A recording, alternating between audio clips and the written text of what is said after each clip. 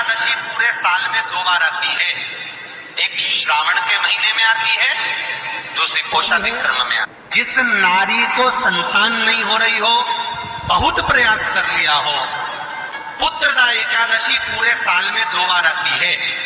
एक श्रावण के महीने में आती है, दूसरी कोषाधिक क्रम में आती है। एकादशी होती है, ये संतान की वृद्धि करने वाली। शंकर जी के मंदिर में जाकर, भगवान शिव के मंदिर में पूजन करके घी का 1 कटोरी में घी और 1 कटोरी में खीर शंकर के सामने रख देते हैं। भगवान शंकर के मंदिर पर चौखट पर घी का दिया लगा देते हैं। शंकर जी की चढ़ी हुई 1 बेलपत्र साथ में रखें और 1 बेलपत्र को उठाकर शंकर जी के मंदिर की चौखट पे ही बैठ कर चबा चबा कर खा लेते हैं। जो 1 बेलपत्र लेकर आए हैं वो अपने पति को खिला देते हैं। कहते हैं पुत्रदा एकादशी के दिन ये कर लेने पर संतान की प्राप्ति हो जाती है, पुत्र की प्राप्ति हो जाती है। एकादशी के दिन बन सके एक बेलपत्र, उस बेलपत्र के मध्य भाग में बीच वाली पत्ती पर लाल चंदन और दोनों पत्तियों पर पीला चंदन, नीचे वाली दोनों पत्तियों पर पीला चंदन, बीच वाली पत्ती पर लाल चंदन और दोनों पत्तियों पर पीला चंदन।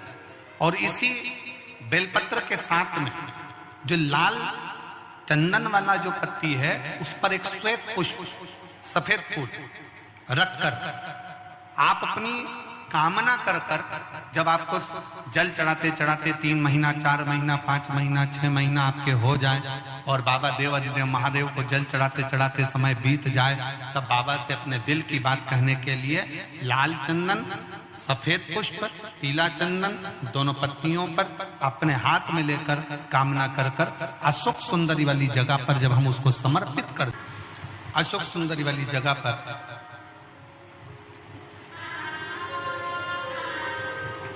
ये शिवलिंग जलाधारी और उसके सामने का जो भाग है उसके मध्य भाग में अशोक सुंदरी का स्थान।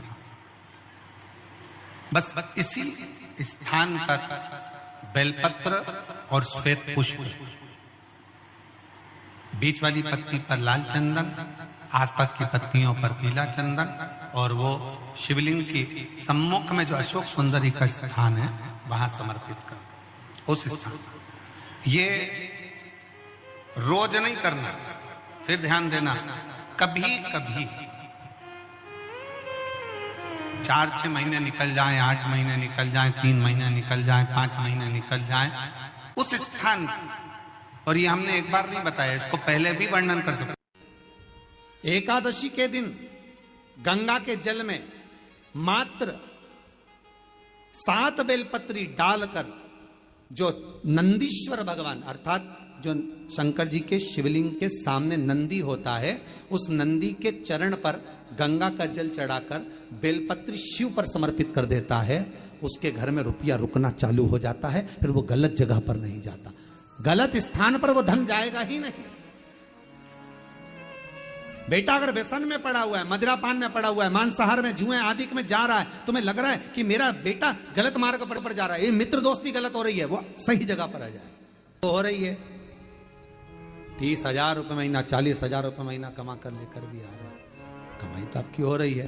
30-40 हजार रुपये महीना आप कमा रहे हो, 50,000 रुपये महीना, 1 लाख, 2 लाख, 4 लाख रुपए आप कमा भी रहे हो, पर आया और चला गया, उसका क्या करोगे?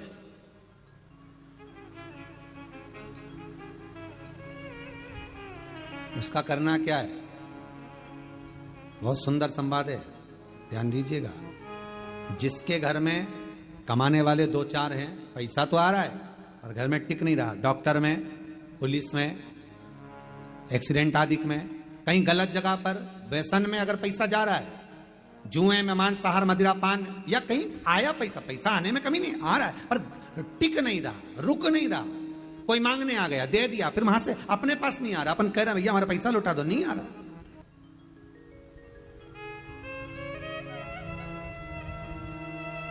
करना एकादशी,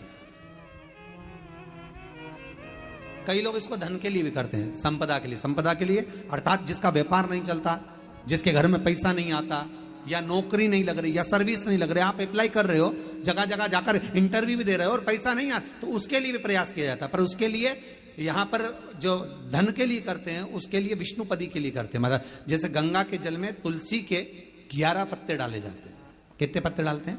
11 तुलसी के पत्ते डालते हैं, और उसको किसी भी नारायण के मंदिर में, राम कृष्ण शिव, शंकर नहीं, राम कृष्ण भगवान विष्णु दत्त आदि जितने नारायण के मंदिर हैं, उस मंदिर में किसी भी पात्र में, एक छोटे से पात्र में उसको भरकर रखी आते हैं महाराज। उससे भी जॉब, सर्विस, नौकरी में सफलता प्राप्त हो जाती है, परंतु वो भी एकादशी को ही होता है। कुछ देर तक पात्र को रखा जाता है, फिर वही पात्र का जल किसी भी वृक्ष के नीचे डाल दिया जाता है, उससे भी नौकरी के लिए फायदा मिलता है। गंगा का जल कोई साधारण नहीं। पैसा धन ज्यादा आने लगे तो पत्नी को कहना चाहिए कि देखो थोड़ा बहुत मेरा मन है, शिव महापुराण की कथा हो जाए, या फिर कहीं सत्कर्म में लग जाए, कहीं ब्राह्मण भोज, साधु भोज, सन्यासी भोज, गुरु जन में, संत जन में, साधु जन में, तपस्वी जन में कहीं लग जाए। ये धर्म पत्नी, जहां धर्म जुड़ा हुआ हो वो धर्म। महाराज कुछ तिथियां होती हैं, जिन तिथियों में अगर आप रोज गंगा का जल शंकर को नहीं चढ़ा सकते, तो शिव महापुराण कथा कहती है, स्कंद पुराण कहती है, विष्णु पुराण कहती है, गर्ग संहिता कहती है, गीता प्रोस गोरखपुर का कल्याण का गंगा अंक कहता है कि कुछ तिथियां भारत की भूमि पर ऐसी वर्णित है जिन तिथियों में भी गंगा का जल हम शिव को अगर एक बूंद भी समर्पित कर रहे हैं, गंगा का जल मात्र एक आधी चम्मच भी, आचमन जितना भी अगर हम शिव को समर्पित कर रहे हैं, तो उसका सुख आनंदित है। जैसे पंचमी तिथि, नवमी तिथि, दशमी तिथि, एकादशी, प्रदोष, पूर्णिमा, अमावस्या, ये तिथियां हमारे यहाँ जो दी गई हैं, इन तिथियों में अगर हम गंगा का मात्र थोड़ा सा जल भी अगर जल के पात्र में डालकर गंगा जी का जल थोड़ा सा भी शिव के पास लेकर जा रहे हैं, तो ये एक भाव अपने भीतर होना चाहिए कि आप केवल गंगा का जल साधारण शिव मंदिर में समर्पित नहीं कर रहे हो, आप गंगा का जल भले अपने घर से लेकर जा रहे हो और थोड़ा सा भी जल ले जाकर अगर शिव को समर्पित कर रहे हो, तो तुम्हारे भीतर यह भाव होना चाहिए कि मैं गंगोत्री से जल भरकर सीधे रामेश्वर में ले जाकर गंगा के जल को समर्पित कर रही हूं। श्रावण के महीने में या अन्य महीने में आप शिव को समर्पित कर रहे हैं, यह आपके भीतर एक भाव उत्पन्न होना चाहिए। एक बात आपको कही थी गुरु महिमा में कि घर से जब निकला करो ना, तो भगवान देव अधिदेव महादेव का नाम लेकर श्री शिवाय नमस्तुभ्यम। घर से जब निकलो, कोई कार्य के लिए जा रहे हो तो आप श्री शिवाय नमस्तुभ्यम का स्मरण कर कर जाइए। आप किसी काम के लिए आगे बढ़ रहे हो, श्री शिवाय नमस्तुभ्यम का स्मरण कर कर जाइए। जिस समय आपके मुख से श्री शिवाय नमस्तुभ्यम का स्मरण हो जाए, या शिवलिंग का स्पर्श हो जाए, या शंकर का अनुमोदन कर कर ओम नमः शिवाय बोलकर, या राम बोलकर, कृष्ण बोलकर, शिव बोलकर, आपके भीतर जो रमा हुआ है, आप राम को मानते हैं, आप राम को माने, हम मना नहीं करेंगे। आप कृष्ण को माने तो कृष्ण को माने, हम मना नहीं करेंगे। आपका दिल जिससे लगे, आपका चित्त वृत्ति जिससे लगे, और उस पवित्र भूमि में ना जाने कितने साधक, कितने साधु, कितने तपस्वी, कितने संत, कितने महात्मा, कितने जोगी, कितने सन्यासी, कितने ब्राह्मण जन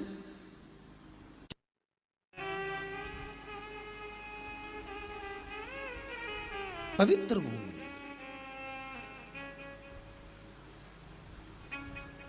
और उस पवित्र भूमि में ना जाने कितने साधक, कितने साधु, कितने तपस्वी, कितने संत, कितने महात्मा, कितने जोगी, कितने सन्यासी, कितने ब्राह्मण जन, कितने विद्वत जन इस भारत की भूमि पर भ्रमण करते रहते हैं, तप साधना करते रहते हैं, उपासना करते रहते हैं, मंत्र जाप स्मरण करते रहते हैं। और जब उनका मंत्र जाप का फल इस भूमि पर प्राप्त होता है, तो यहाँ की जो रज है, यहाँ की जो धूल है, यहाँ की जो माटी है, वो सुख का अनुभव करा देती है, एक आनंद का अनुभव करा देती है। श्री भागीरथ बाबा गंगा जी को लेकर आए,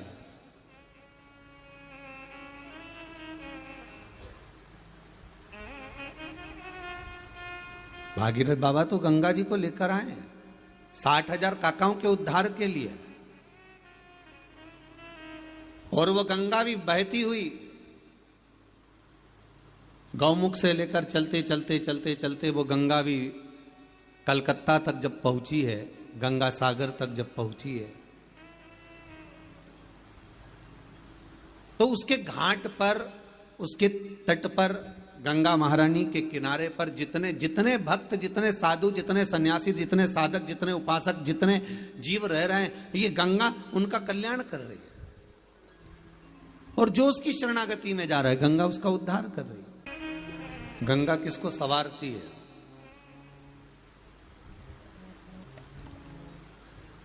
किसी ने कहा कि प्राण छूटे और गंगा जी में ले जाकर अस्थियों को छोड़ दो तो गंगा मोक्ष देती है। विष्णु पुराण में, गर्ग संहिता में, देवी भागवत में, शिव महापुराण में, स्कंद पुराण में लेख लिखे हैं कि गंगा जी ने शंकर जी से वर मांगा था कि मेरे जल में जब तक जीव की अस्थियां पड़ी रहेंगी तब तक वो जीवात्मा वैकुंठ का भोग भोगेगी।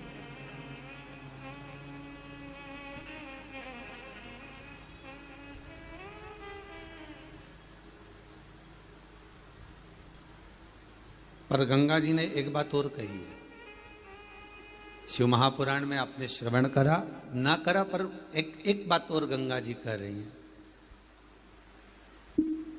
कि मैं तार दूंगी, मैं पापी से पापी जीव का उद्धार कर दूंगी, मना नहीं है। वैसे भी तो भारत की भूमि तो पावन पावन नदियां सारी की सारी जितनी भी हैं, ये भारत की भूमि पर है, ये भारत माता पर विराजमान। सारे के सारे पावन तीर्थ इस भारत की भूमि पर विराजमान है।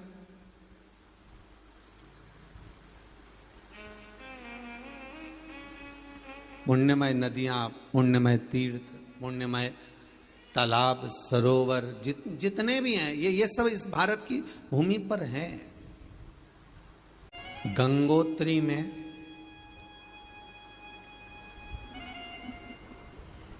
आप लोग गए होंगे, कई लोग गंगोत्री, बद्रीनाथ के जो 4 धाम हैं,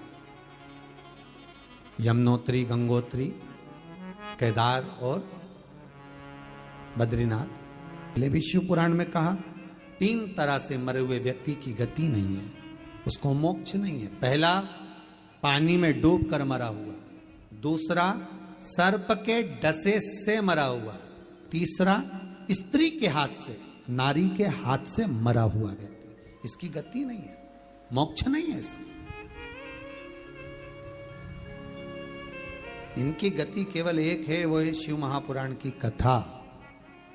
अगर कोई पानी में डूबकर मर भी गया है तो उसके परिवार का, उसके कुल का व्यक्ति अगर एक बार शंकर की कथा भले यहां आकर ना सुने, टीवी के सामने भी बैठकर सुन रहा है। एकादशी के दिन शंकर भगवान को चावल का दाना चढ़ाना चाहिए कि नहीं चाहिए? किसी ने पूछा कि चावल का दाना एकादशी पर भगवान शंकर को चढ़ा सकते, चावल का दाना शंकर जी को चढ़ाते क्यों है, पहले तो वो समझ।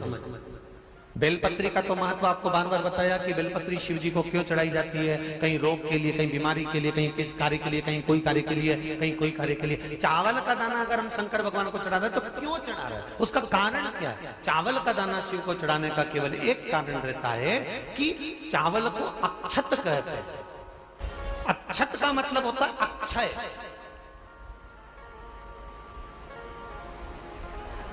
अभी हमारे यहां एक तिथि आने वाली है, अक्षय तृतीया। उसका मतलब क्या होता है? अक्षय, जिसका कभी क्षय ना हो।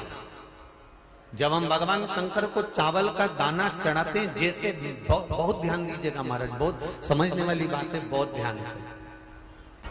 चावल का दाना हमारे मस्तक पर तिलक करने के बाद पंडित जी क्यों लगाते हैं कि भगवान जैसा समय आज चल रहा है, आप पूजन कर रहे हो, पाठ कर रहे हो, दान कर रहे हो, पुण्य कर रहे हो, सत्कर्म कर रहे हो, भजन कर रहे हो, मेरा देव अधिदेव महादेव, मेरा नारायण, मेरा सत्यनारायण भगवान, मेरा राम जी, मेरा विष्णु जी, मेरा भागवत मैया, मेरी रामायण मैया, ब्राह्मण मस्तक पर तिलक लगाने के बाद चावल इसलिए लगाता है कि जैसा समय आज चल रहा है भगवान तुमको ऐसा ही समय बनाकर रखे और तुम ऐसे ही चार चांद लगाते रहो, दान पुण्य संकीर्तन करते रहो, इसलिए मस्तक पर चावल का दाना लगाया जाए।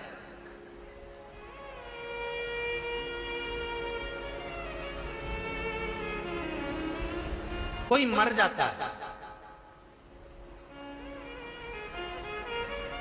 मरने के बाद जब तक पगड़ी नहीं होती तब तक माथे पर तिलक चावल का दाना लगाया जाता है।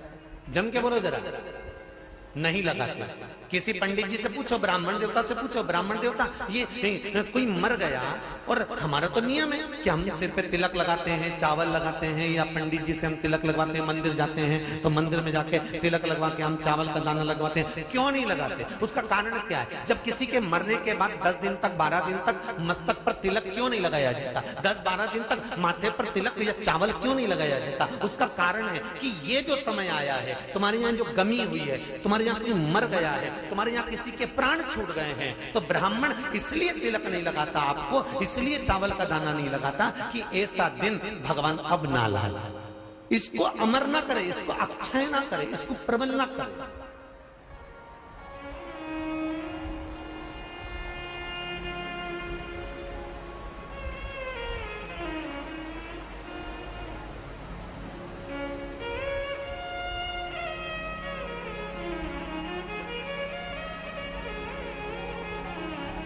और जब चावल का दाना, तो यहां शिव महापुराण की कथा करेगी, चावल का दाना हम शिव जी को क्यों चढ़ाते हैं, भगवान को क्यों समर्पित करते हैं, भगवान की पूजन में अक्षत क्यों समर्पित करते हैं, चावल क्यों समर्पित करते हैं, उसका कारण क्या है? तो कहा आज मैंने जब चावल का दाना आपको समर्पित करा है, जिस भाव से, जिस विश्वास से, जिस श्रद्धा से, जिस मन से मैं आपको रिझा रही हूं, हे भोलेनाथ मेरी ये मनोकामना पूर्ण कर, इसको अक्षय कर देना, इसको अमर कर देना, बस इतनी कृपा आप कर। किसी ने पूछा एकादशी के दिन चावल चढ़ाए कि नहीं चढ़ाए, तो यहां तो सीधी सीधी बात है,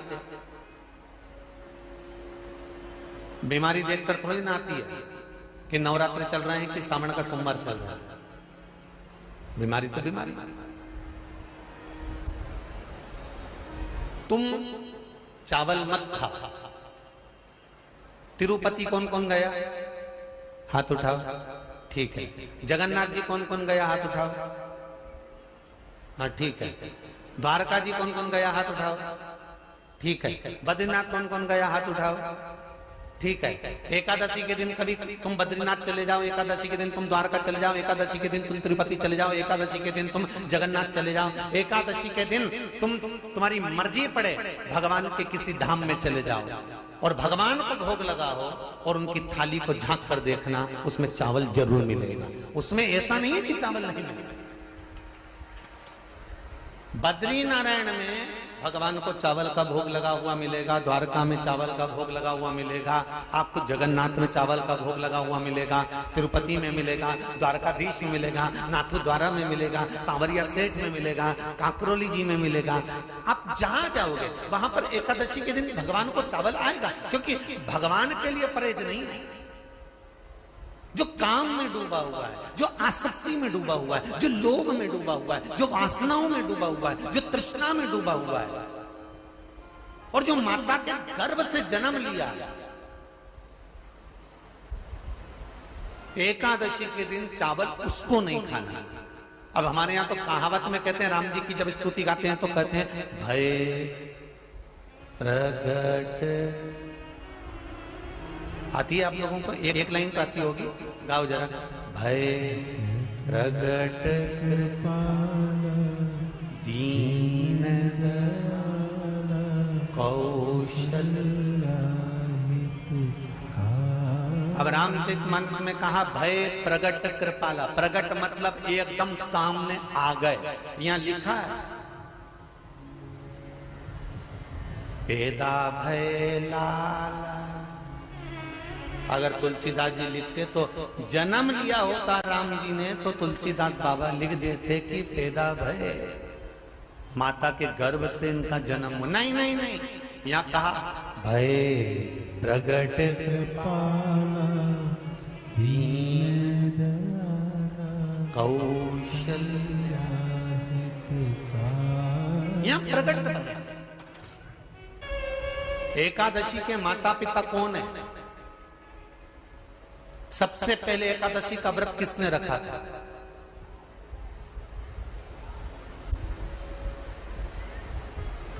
एकादशी का जन्म स्थान कहां है? दुनिया के लोग बहुत प्रश्न करते हैं, राम जी अयोध्या में हुए थे, भगवान कृष्ण मथुरा में हुए थे, तो एकादशी कहां हुई थी? तो उसको बताना तो पड़ेगा कहां हुई थी।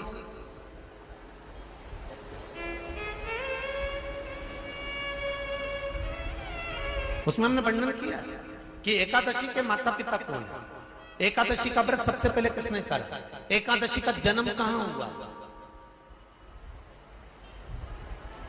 एकादशी को क्यों चावल नहीं खाते, एकादशी के दूसरे दिन चावल का दाना खाना क्यों जरूरी है।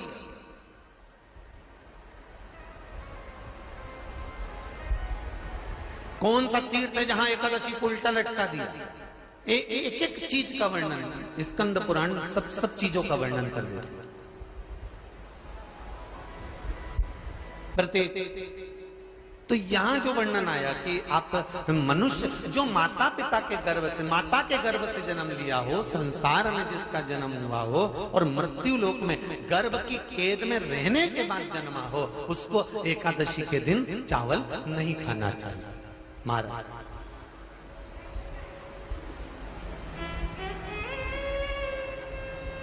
पर यहां शास्त्र ये नहीं कहता कि भगवान को चावल नहीं चढ़ाना चाहिए।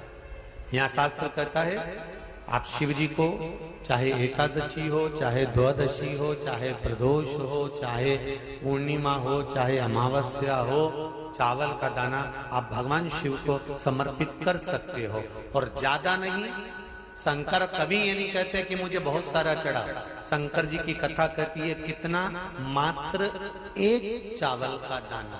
हम तो उनसे भी कहेंगे जो लोग कहते हैं ना कि हम आज हमारा सावन का महीना है तो आज हमें भगवान को 1.25 लाख बेलपत्र चढ़ाएंगे, तो कोई कहता हम 1000 बेलपत्र चढ़ाएंगे, तो कोई के हम 5000 चढ़ाएंगे, कोई के हम 50,000 चढ़ाएंगे। मेरा निवेदन केवल इतना है, तुम तो एक चढ़ा। और ये भी जरूरी नहीं है, एक बेलपत्र भी कब चढ़ाई जाती है शंकर भगवान को, जब तुमने किसी एक बेलपत्र का पेड़ लगाया होगा और वो पेड़ बड़ा हो गया होगा, तब तुम हकदार बनते हो कि किसी के पेड़ की बेलपत्र तोड़कर शिव को चढ़ाई जाए। मान लो कोई व्यापार, कोई दुकान, कोई फैक्ट्री आपकी ठीक नहीं चल रही है, आप ठेला लगा रहे हो, सब्जी की दुकान लगा रहे हो, कोई दुकान खोलकर बैठे हो, कोई फैक्ट्री लगाकर बैठे हो, कोई व्यापार कर रहे हो और उस व्यापार में तुम्हें आनंद नहीं आ रहा, बहुत तकलीफ चल रही है, बहुत तकलीफ, सब कुछ करके देख लिया पर वो तकलीफ मिटी नहीं रही है। तो थोड़े दिन, थोड़े समय किसी भी शंकर के मंदिर में बटकेश्वर महादेव के नाम से एक बेलपत्र चढ़ाने का तरीका जरा समझ लेंगे।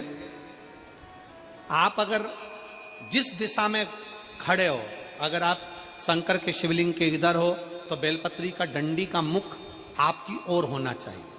आप इधर हो तो डंडी का मुख उधर हो, आप उधर हो तो डंडी का मुख उधर हो, आप इधर हैं तो डंडी का मुख इधर हो। बटकेश्वर महादेव के नाम से शंकर जी के मंदिर में एक बेलपत्री पर डंडी का मुख अपनी ओर होना चाहिए। जो डंडी है इसका मुख अपनी ओर। बटकेश्वर महादेव के नाम से एक बेलपत्र शंकर भगवान को समर्पित करो बटकेश्वर महादेव के नाम से। और बेलपत्र चढ़ाने के बाद में जो लोटे वो 7 बार, लोटे का जल 7 बार से मतलब है अलग से लोटा भरना नहीं है, 7 बार उसी लोटे का जल जब बेलपत्र डंडी समेत समर्पित कर दें, 7 बार उस लोटे के जल को 7 बार बटकेश्वर महादेव का नाम लेकर अपनी मन की कामना कर कर बाबा से विनती करते हुए कि बाबा मेरी ये छोटी सी अर्ज स्वीकार करते, 7 बार उस जल को चढ़ाओ। लगातार कम से कम आप 15 से 20 दिन तक लगातार बटकेश्वर महादेव के नाम से चढ़ाओगे। ऐसी कोई दुकान और फैक्ट्री नहीं तो चले नहीं और आगे बढ़े नहीं और काम सुलझे। बटकेश्वर महादेव। भगवान शंकर का ये नाम, भगवान शिव का ये स्तुति, भगवान शंकर का ये नाम बटकेश्वर महादेव।